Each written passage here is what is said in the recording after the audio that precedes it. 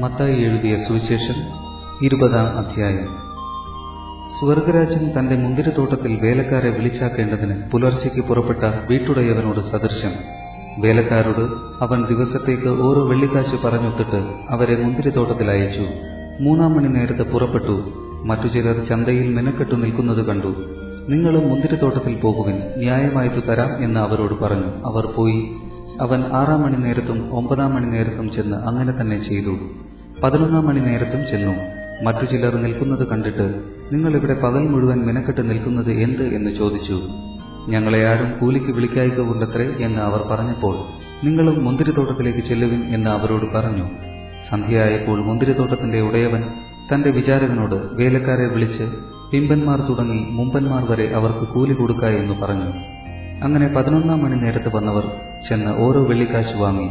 മുമ്പന്മാർ വന്നപ്പോൾ തങ്ങൾക്ക് അധികം കിട്ടും എന്ന് നിരൂപിച്ചു.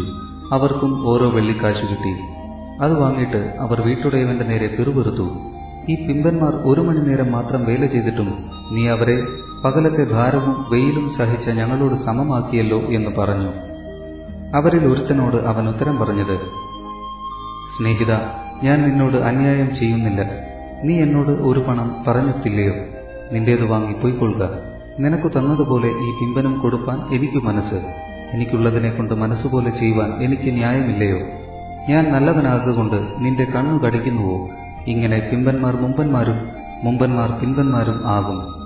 യേശു യെരുശലേമിലേക്ക് യാത്ര ചെയ്യുമ്പോൾ 12 ശിഷ്യന്മാരെയും വേറിട്ട് കൂട്ടിക്കൊണ്ട് വഴിയിൽ വെച്ച് അവരോട് പറഞ്ഞത്, നാം യെരുശലേമിലേക്ക് പോകുന്നുവല്ലോ. അവിടെ മനുഷ്യപുത്രൻ മഹാപുരോഹിതന്മാർക്കും ശാസ്ത്രിമാർക്കും ഏൽപ്പിക്കപ്പെടും. അവർ അവന് മരണശിക്ഷ കൽപ്പിച്ച് പരിഹസിപ്പാനും തല്ലുവാനും ക്രൂശിപ്പാനും അവനെ ജാതികൾക്ക് ഏൽപ്പിക്കും. എന്നാൽ 3-ാം നാൾ അവൻ ഉയിർത്തെഴുന്നേൽക്കും. അന്ന് സെബെദെപുത്രന്മാരുടെ അമ്മ പുത്രന്മാരുമായി അവന്റെ അടുക്കെ വന്ന് നമസ്കരിച്ച് അവനോട് ഒരു അപേക്ഷ കഴിച്ചു. നിനക്ക് എന്തു വേണം എന്ന് അവൻ അവളോട് ചോദിച്ചു. അവൾ അവനോട്, ഈ എന്റെ പുത്രന്മാർ ഇരുവരും നിന്റെ രാജ്യത്തിൽ ഒരുത്തൻ നിന്റെ വലത്തും ഒരുത്തൻ ഇടത്തും ഇരുപ്പാൻ അരുളി ചെയ്യണമേ എന്ന് പറഞ്ഞു. അതിന് ഉത്തരമായി യേശു, നിങ്ങൾ യാചിക്കുന്നത് ഇന്നത് എന്ന് നിങ്ങൾ അറിയുന്നില്ല.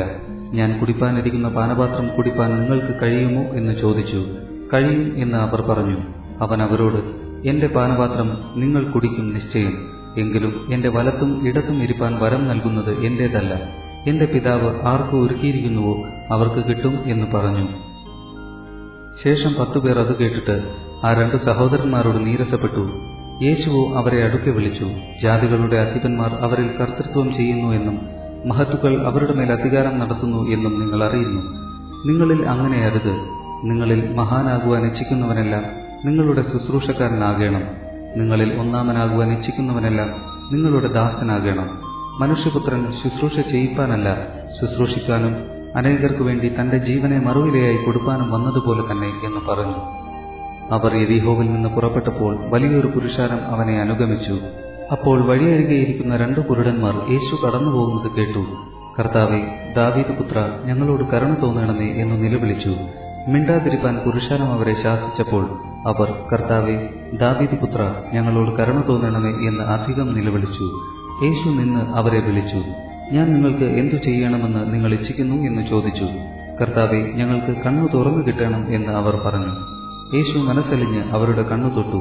ഉടനെ അവർ കാഴ്ച പ്രാപിച്ചു അവനെ അനുഗമിച്ചു.